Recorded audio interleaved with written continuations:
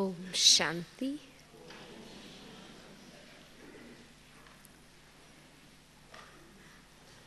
आज सतगुरुवार, सतगुरु बाबा के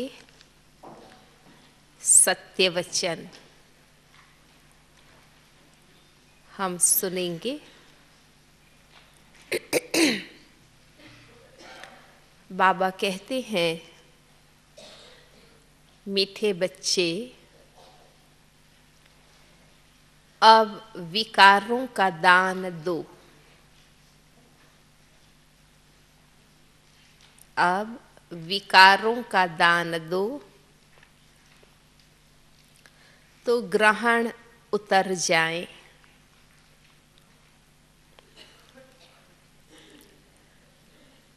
और ये तमो प्रधान दुनिया सतो प्रधान बने।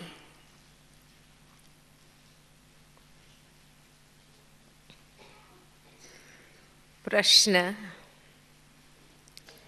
तुम बच्चों को किस बात से कभी भी तंग नहीं होना चाहिए?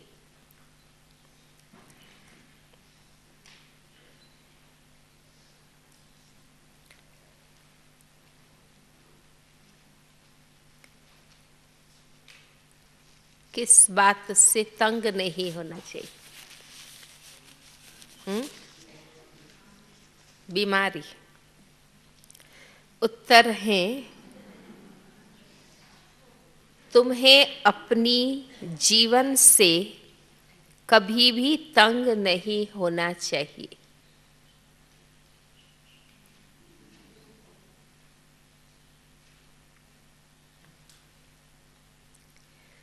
क्योंकि ये हीरे जैसा जन्म गया हुआ है।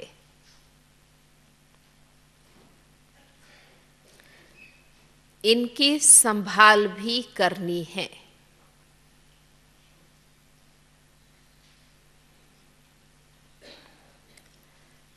तंदुरुस्त होंगे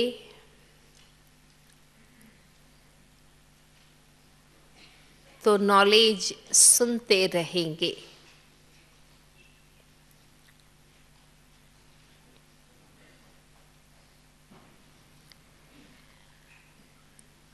यहाँ जितना दिन जिएंगे कमाई होती रहेगी, हिसाब किताब चुकतू होता रहेगा।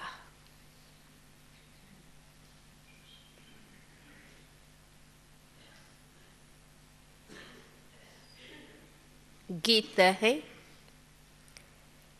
ओम नमो शिवाय। ओम शांति। आज गुरुवार है। तुम बच्चे कहेंगे सतगुरुवार, क्योंकि सतयुग की स्थापना करने वाला भी है। सत्यनारायण की कथा भी सुनाते हैं प्रैक्टिकल में।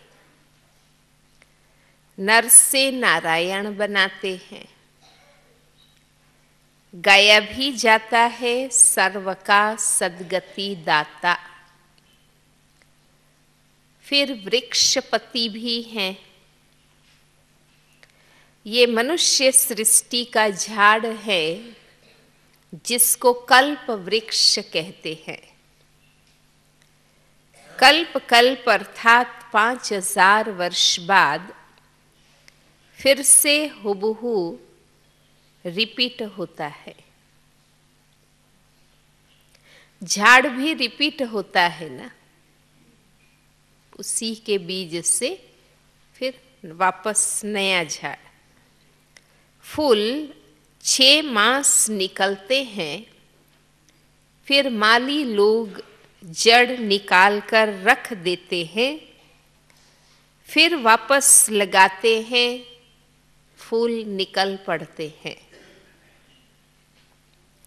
अब ये तो बच्चे जानते हैं, बाबा की जयंती भी आधा कल्प मनाते हैं, आधा कल्प भूल जाते हैं। भक्ति मार्ग में आधा कल्प याद करते हैं। क्या याद करते हैं? कि बाबा कब आकर के आप गार्डन ऑफ फ्लावर्स स्थापन करेंगे। दशाएं तो बहुत होती है ना, बृहस्पति की दशा भी है, उतरती कला की भी दशाएं होती हैं।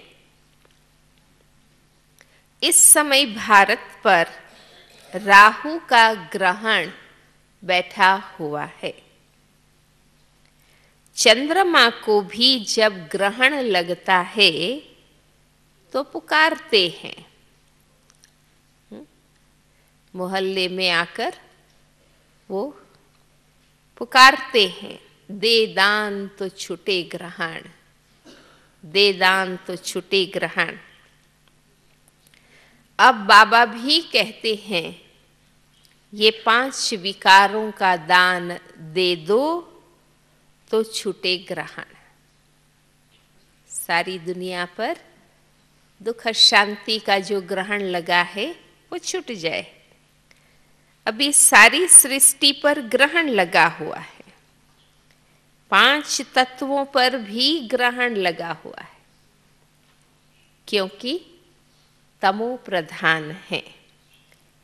हर चीज नई फिर पुरानी जरूर होती है। नई को सतो प्रधान, पुरानी को तमो प्रधान कहते हैं। छोटे बच्चे को भी सतो प्रधान, महात्मा से भी ऊंच गिना जाता है, क्योंकि उनमें 5 विकार नहीं रहते हैं। भक्ति तो सन्यासी भी छोटेपन में करते हैं। जैसे राम तीर्थ कृष्ण का पुजारी था, फिर जब सन्यास लिया तो पूजा खलास, फिर वो निराकार वेद के उपासक बन जाते हैं। साकार देवी देवताओं की भक्ति नहीं करते।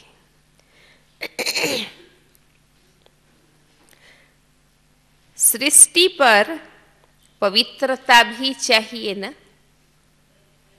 तो इन सन्यासियों का भी आना कल्याणकारी है, जरूरी है। भारत सबसे पवित्र था, भारत पहले सबसे पवित्र था। फिर जब देवताएं वाम मार्ग में जाते हैं,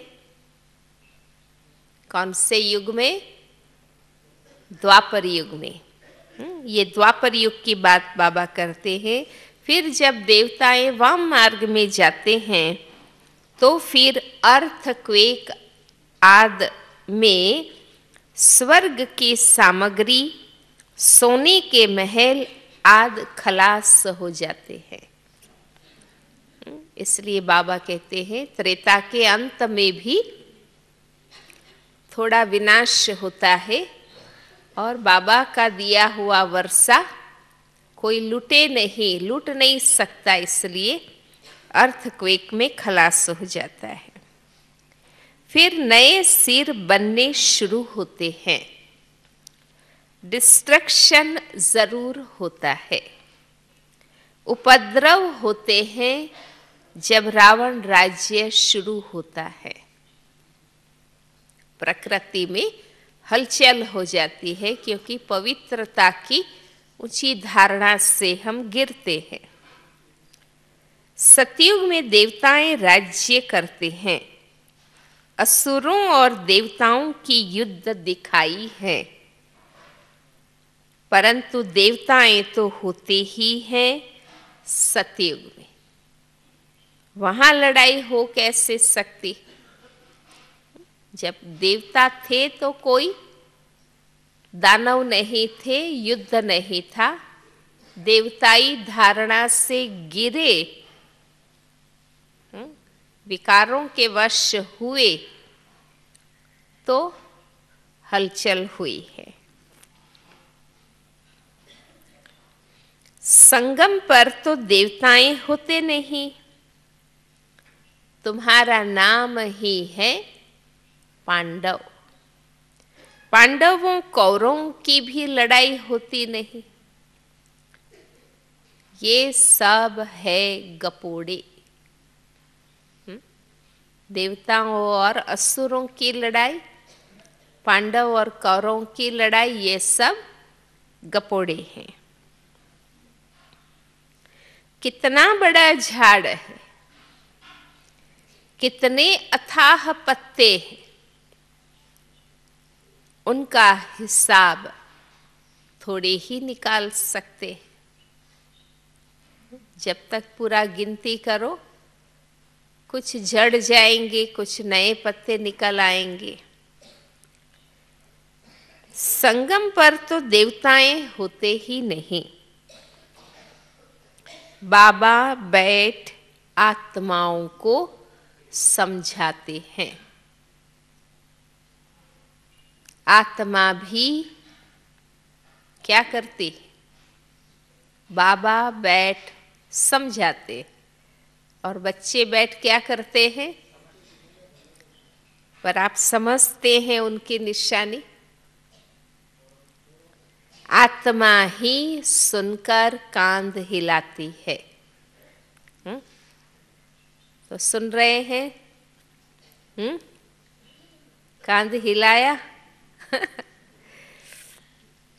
हम आत्मा हैं, बाबा हमको पढ़ाते हैं, बस ये पक्का करना है। कितना सहज पाठ। हम आत्मा हैं, बाबा हमको पढ़ाते हैं। बाबा हमें पतित से पावन बनाते हैं। पढ़ने का लक्ष्य क्या है वो भी बाबा ने बताया। पतित से पावन बनना। आत्मा में ही अच्छे व बुरे संस्कार होते हैं ना। आत्मा ऑर्गन्स द्वारा कहती है, हमको बाबा पढ़ाते हैं। बाबा कहते हैं, हमको भी ऑर्गन्स चाहिए जिससे मैं समझाऊं। आत्मा को खुशी होती है। बाबा हर 5000 वर्ष बाद आते हैं हमको सुनाने। तुम तो सामने बैठे हो ना। मधुबन में ये सौभाग्य मिलता है कि हम सामने बैठे होते हैं। तुम तो सामने बैठे हो ना। मधुबन की ही महिमा है। आत्माओं का बाप तो वो है ना, सब उनको बुलाते हैं। तुमको यहाँ सन्मुख बैठने में मजा आता है, परंतु यहाँ सब तो रह नहीं सकते, है ना। हर एक को दिल करता है हम मधुबन निवासी बन जाएं, सन्मुख बाबा से मिलन मनाए, मुरली सुने। लेकिन यहाँ सब तो रह नहीं सकते। क्यों नहीं रह सकते? अपनी अपनी कारोबार, सर्विस आदि को भी तो देखना है।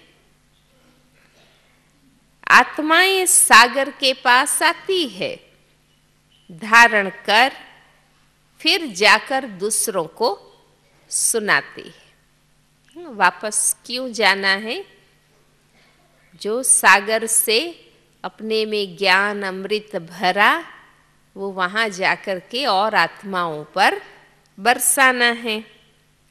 नहीं तो औरों का कल्याण कैसे करेंगे?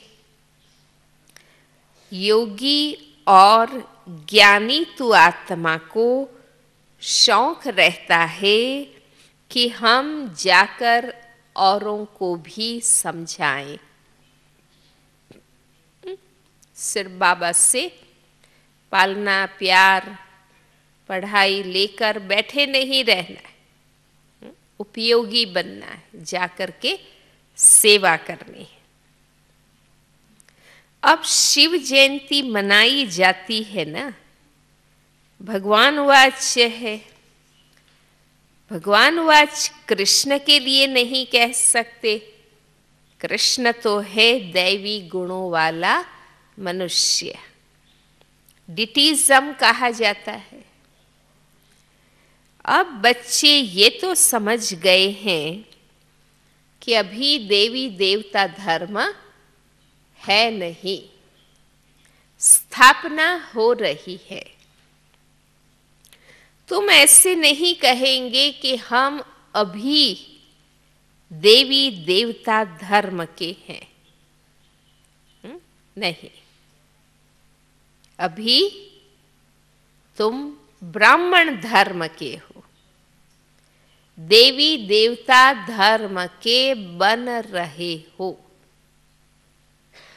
बन नहीं गए हो, बन रहे हो।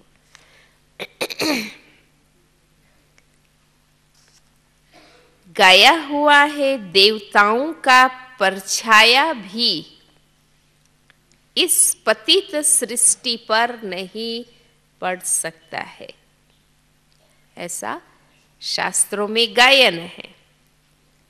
इसमें देवताएं आ न सके। तुम्हारे लिए तो नई दुनिया चाहिए, सतो प्रधान दुनिया चाहिए।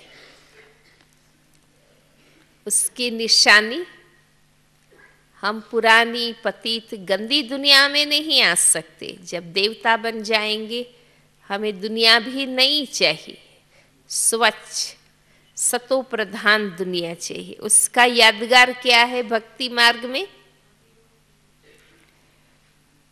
लक्ष्मी की भी पूजा करते हैं तो घर की कितनी सफाई कर देते।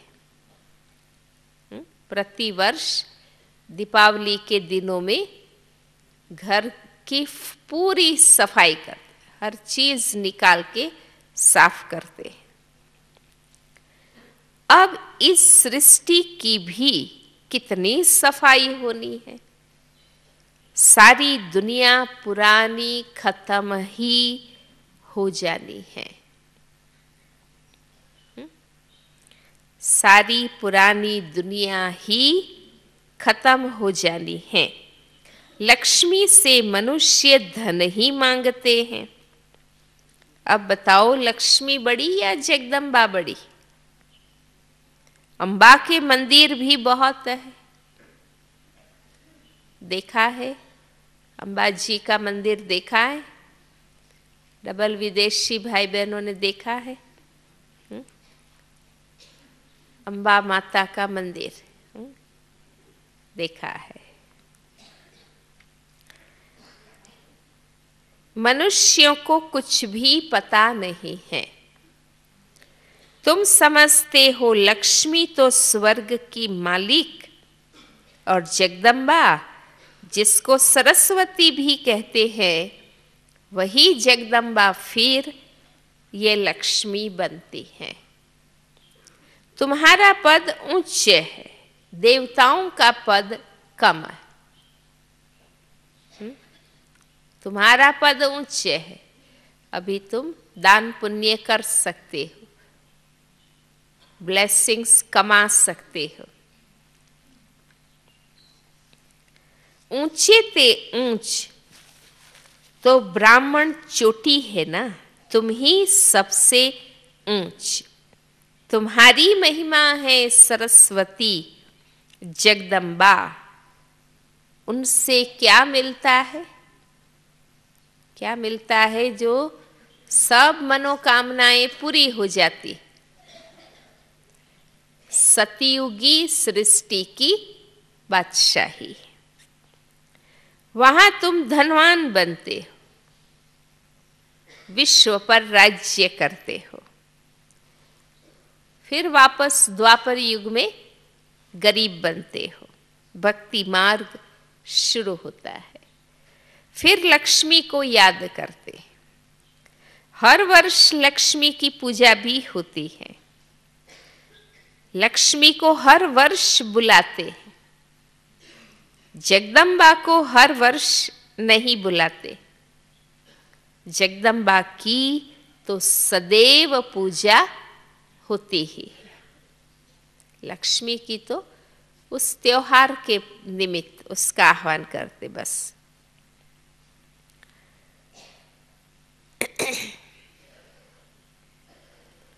जगदम्बा की तो सदैव पूजा होती ही है। जब चाहें तब अम्बा के मंदिर में जाएं।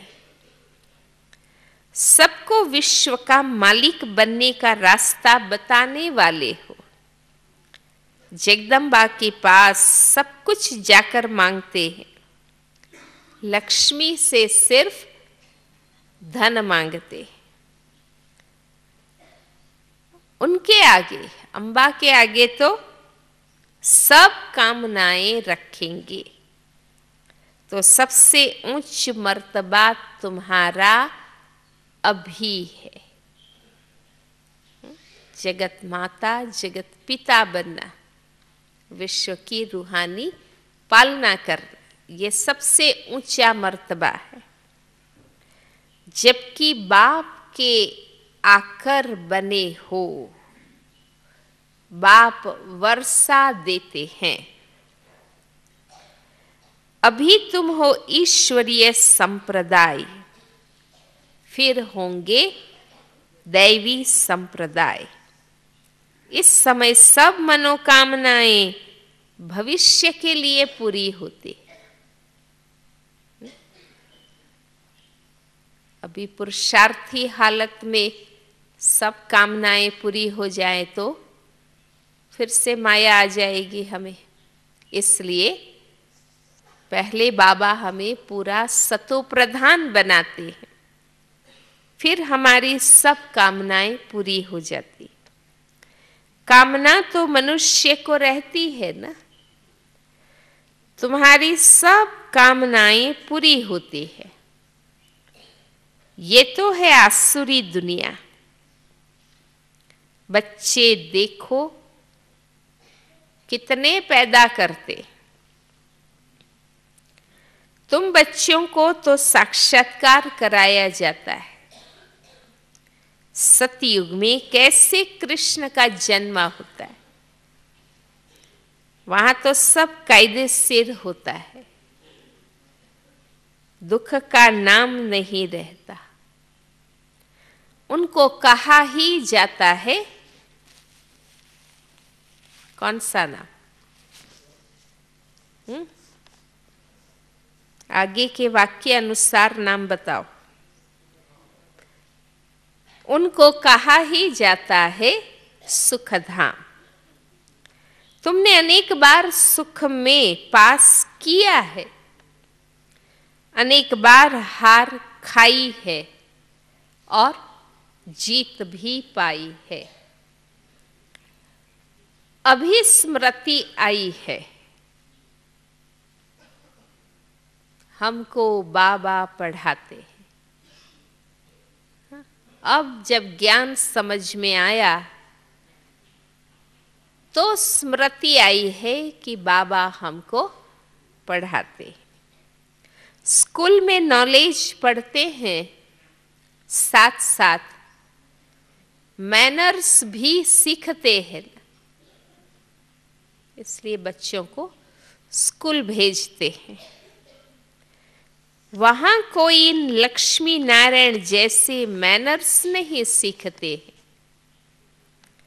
अभी तुम दैवी गुण धारण करते हो, महिमा भी उनकी ही गाते हैं।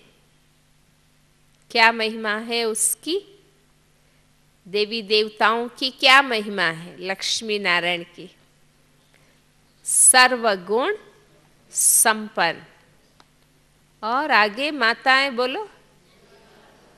हाँ, सर्वगुण संपन्न, 16 कला संपूर्ण, फिर संपूर्ण निर्विकारी, मर्यादा पुरुषोत्तम, अहिंसा परमो धर्म। अभी तुमको ऐसा बनना है। हाँ, जो महिमा गाई ना, ऐसा हमें बनना है।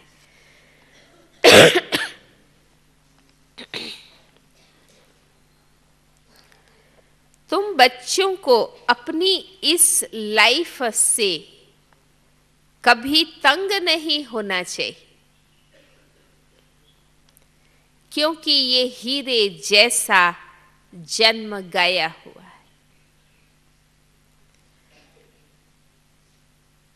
इनकी संभाल भी करनी होती है। तंदुरुस्त होंगे तो नॉलेज सुनते रहे। शरीर के भान को भूलना है, लेकिन इसका अर्थ ये नहीं कि शरीर की जरूरी संभाल नहीं करनी।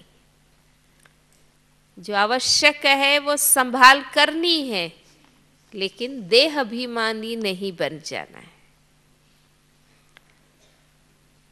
तंदुरुस्त होंगे तो नॉलेज सुनते रहेंगे, बीमारी में भी सुन सकते हैं, बाप को याद कर सकते हैं। यहां जितना दिन जिएंगे सुखी रहे, कमाई होती रहेगी, हिसाब किताब चुकतू होता रहेगा। कितनी बातें बताई बाबा ने। क्यों तंग होकर शरीर छोड़ने की बात नहीं करनी है? ज्ञान सुन सकेंगे, बाबा को याद कर सकेंगे, सुखी रहेंगे बाबा की याद में, कमाई होगी, हिसाब किताब चुकतू आएगा। बच्चे पूछते रहते हैं, जो तंग हो जाते हैं वो कौन सी बात पूछते रहते कि बाबा सतयुग कब आएगा? हाँ, पूछते रहते। ये बहुत गंदी दुनिया है। बाबा कहते हैं, बाबा क्या उत्तर देंगे? बाबा कहते हैं, अरे पहले कर्मातीत अवस्था तो बनाओ। सतयुग की इच्छा करने लगे हो, पर पहले कर्मातीत अवस्था तो बनाओ। जितना हो सके पुरुषार्थ करते रहो। बच्चों को भी सिखलाना चाहिए, शिव बाबा को याद करो। ये है अव्यभिचारी याद। अव्यभिचारी याद माना एक शिव को याद करना, एक शिव की भक्ति करना, अव्यभिचारी भक्ति, सतो प्रधान भक्ति। फिर देवी देवताओं को याद करना, वो है सतो भक्ति। बाबा कहते हैं, उठते बैठते मुझ बाप को याद करो। माना इतने सामान्य कर्म में भी बाबा को याद करो। बच्चे ही बुलाते हैं कि हे पतित पावन, हे लिबरेटर, हे गाइड। ये आत्मा ने कहा ना। बच्चे याद करते हैं, बाबा अभी स्मृति दिलाते हैं। तुम याद करते आए हो, हे दुख हरता सुख करता, आओ आकर दुखों से छुड़ाओ, हमें लिबरेट करो, हमें शांति धाम में ले जाओ। बाबा कहते हैं, तुमको शांति धाम में ले जाऊंगा, लेकिन हाँ, फिर उसके आगे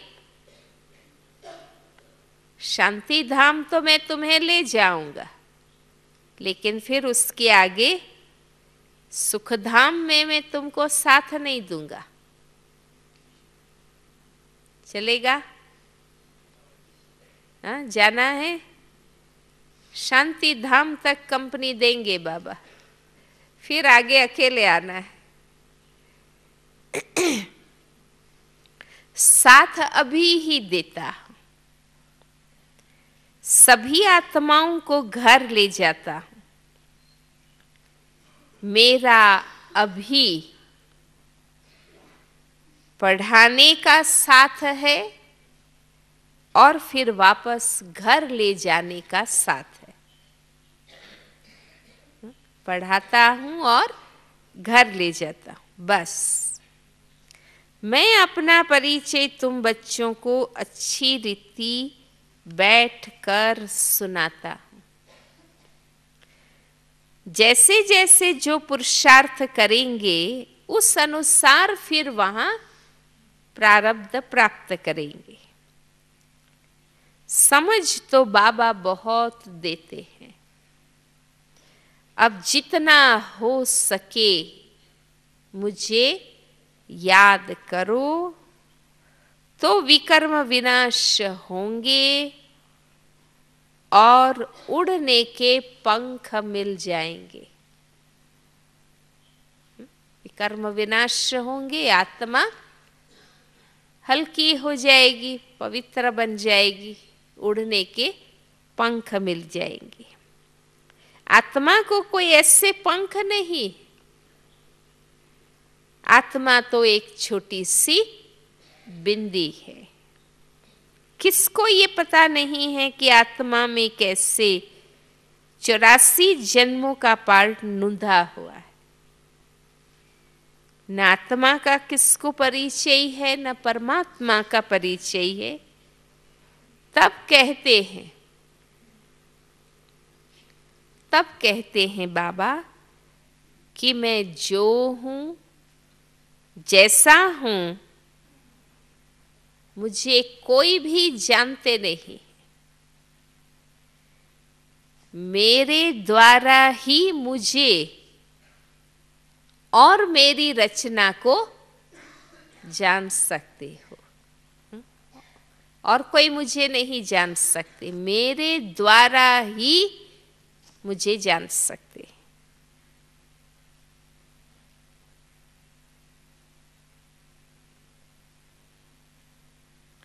मैं ही आकर तुम बच्चों को अपना परिचय देता हूं।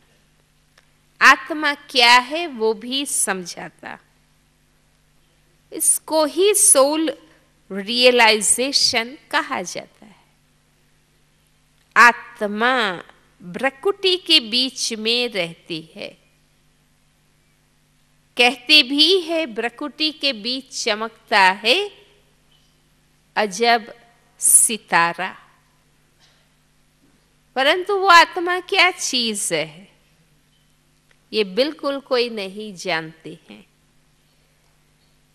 जब कोई कहते हैं कि आत्मा का साक्षात्कार हो तो उन्हें समझाना चाहिए। तुम तो कहते हो भ्रुकुटी के बीच स्टार है, तो स्टार को क्या देखेंगे? टीका भी स्टार का ही देते हैं। चंद्रमा में भी स्टार दिखाते हैं। वास्तव में आत्मा है स्टार। अभी बाबा ने समझाया है तुम ज्ञान स्टार्स। बाकी वो सूर्य चांद सितारे मांडवे की रोशनी देने वाले, वो कोई देवताएं नहीं। प्रकृति को भी हम ठीक रखें, सतो प्रधान रखें, उनकी भी वैल्यू करें। उसके लिए फिर भक्ति में प्रकृति का देवताओं के रूप में महत्व कर दिया। वो कोई देवताएं नहीं। भक्ति मार्ग में सूर्य को भी पानी देते हैं। रोज उठकर सूर्य को नमस्कार करेंगे, दर्शन करेंगे और उसको पानी का अभिषेक देते हैं। भक्ति मार्ग में ये बाबा भी सब करते थे। हाँ? सूर्य देवताय नमः, चंद्रमा देवताय नमः कहकर पानी देते थे। ये सब है भक्ति मार्ग। इसने बहुत भक्ति की है। बहुत भक्ति की है इस जन्म में। किस किस ने की है बहुत भक्ति इस जन्म में? माताएं भाई भी है। ओह, बहुत भक्ति की है। इसने बहुत भक्ति की हुई है। नंबर 1 पूज्य तो फिर नंबर 1 पुजारी बना है। नंबर तो गिनेंगे ना, रुद्रमाला के भी नंबर है ना। भक्ति भी सबसे जास्ती इसने की है। अब बाबा कहते हैं, अब शिव बाबा क्या कहते हैं? छोटे बड़े सबकी वानप्रस्थ अवस्था है। अभी मैं सबको ले जाऊंगा। फिर यहां आएंगे ही नहीं। ये कलयुगी मृत्यु लोक में फिर आएंगे नहीं, वो खत्म हो जाएगा। बाकी शास्त्रों में जो दिखाते हैं कि प्रलय हुई, जलमयी हुई, फिर पीपल के पत्ते पर कृष्ण आए। बाबा समझाते हैं सागर की कोई बात नहीं है। वहां तो गर्भ महल है, बच्चे बहुत सुख में रहते हैं। यहाँ गर्भ जेल कहा जाता है। पापों की भोगना गर्भ में मिलती है। फिर भी बाबा कहते हैं मन मना भव, मुझे याद करो। प्रदर्शनी में कोई पूछते हैं कि सीढ़ी के चित्र में और कोई धर्म क्यों नहीं दिखाए हैं? तो बोलो, क्या बोलो? सीढ़ी का चित्र, भारत के ऊपर ये सारा खेल। तो बाबा कहते हैं बोलो, औरों के 84 जन्म तो है नहीं, वो तो आए ही द्वापर से हैं। सब धर्म झाड़ में दिखाए हैं। उससे तुम अपना हिसाब निकाल लो कि कितने जन्म लिए होंगे। हमको तो सीढ़ी 84 जन्मों की दिखानी है, बाकी सब चक्र में और झाड़ में दिखाया है। इनमें सब बातें समझाई। नक्शा देखने से बुद्धि में आ जाता है ना, लंदन कहाँ है, फलाना शहर कहाँ है। बाबा कितना सहज कर समझाते हैं। सभी को यही बताओ कि 84 का चक्र ऐसे फिरता है। अभी तमो प्रधान से सतो प्रधान बनना है ना। बेहद के बाप को याद करो तो तुम पावन बन जाएंगे और फिर पावन बन पावन दुनिया में चले जाएंगे। कोई तकलीफ की बात नहीं। जितना समय मिले बाप को याद करो तो पक्की टेव पड़ जाएगी। प्रैक्टिस। बाबा की याद में देखो बाबा क्या कहते, याद कैसी चाहिए। अभ्यास इतना हो, बाबा कहते हैं बाबा की याद में तुम देहली तक भी पैदल चले जाओ तो भी थकावट नहीं होगी। हाँ? सच्ची याद होगी तो देह का भान टूट जाएगा। फिर थकावट हो नहीं सकती। पिछाड़ी में आने वाले और ही याद में तीखे जाएंगे। अच्छा, मीठे मीठे सिक्के लधे बच्चों प्रति माता पिता बाप दादा का याद प्यार और गुड मॉर्निंग। रूहानी बाप की रूहानी बच्चों को नमस्ते। रूहानी बच्चों की रूहानी बाप को नमस्ते। मुख्य सार। पहला पॉइंट,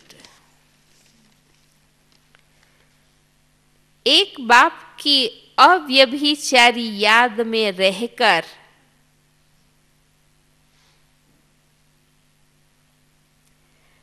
देह भान को खत्म करना है।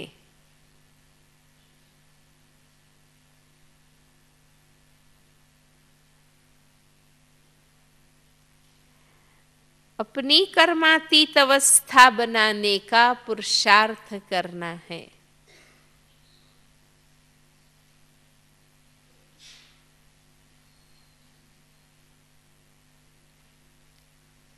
इस शरीर में रहते अविनाशी कमाई जमा करनी है।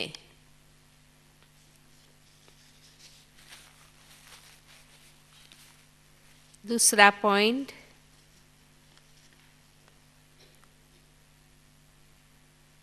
ज्ञानी तो आत्मा बन औरों की सर्विस करनी है।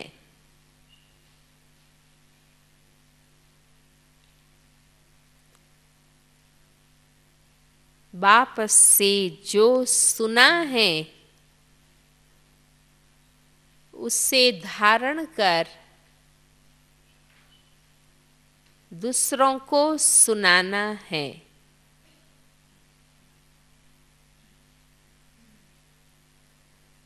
पांच विकारों का दान दे राहु के ग्रहण से मुक्त होना है।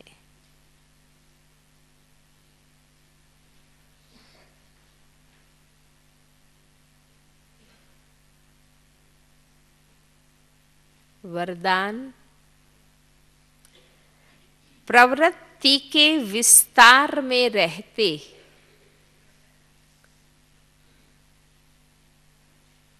फरिश्तेपन का साक्षात्कार कराने वाले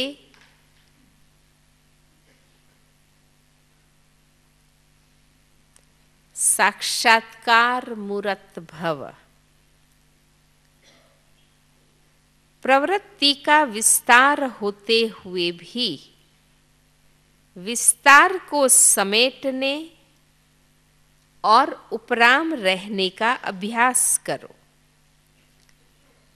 अभी अभी स्थूल कार्य कर रहे हैं, अभी अभी अशरीरी हो गए।